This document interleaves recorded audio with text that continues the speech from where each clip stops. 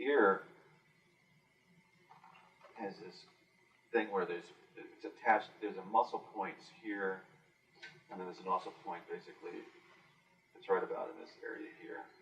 And this is able to, if it's pulled up in a very attentive position, it's going to be attached in here, and it's going to be pulling up in that direction.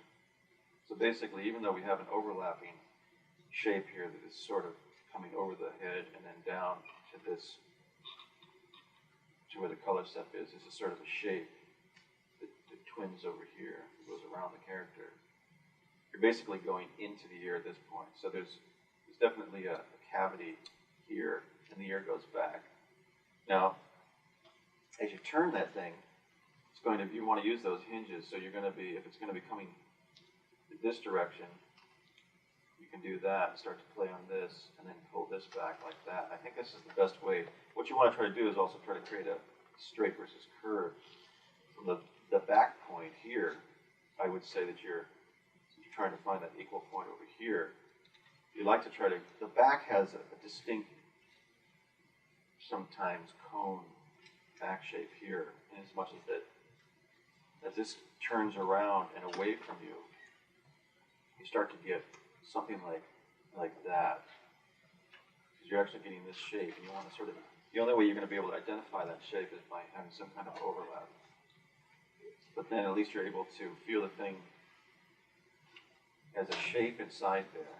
I understood a lot better when I did that little sculpture of an earlier design of him, because I was able then to sort of see that especially from the back, you know, you can really feel from a back position that there's the back of the ears and how it comes like that and up into this shape there. Do you know what I'm saying? So you really start to, and then the perspective starts to blend out and go up into the point. Again, here you're going to get that sort of effect. I mean, this is just if you're doing a map of the surface area. But as this ear would come down, or as my dog, for instance, can turn its ears around practically, she can twist the ear so that it's practically, you know, she can catch an ear sound from behind, or pull it back in a way back here like this. Then you get into difficult perspective problems because you have to do this. You have to pull from a contact point around the front. You know what I'm saying? Pull it back.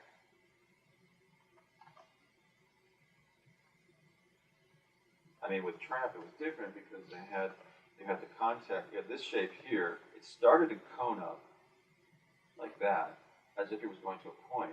But in fact, then it tipped down into a nice. Then they could just overlap it. So you always had this overlapping thing here.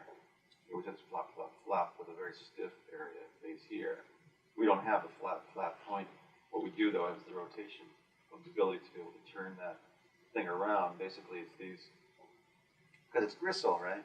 And the gristle is able to move from the muscles inside the head.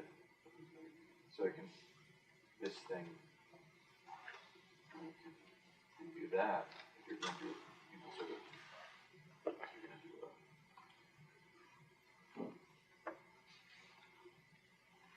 what you want to do is try to do that shape going around. And still get the surface of the head being you know, so that it's attached to the head. I think we're going to have to do something in that direction. Otherwise, you know, we're just going to be getting this very cut-out looking ear. That's not going to help us. We'll take a break.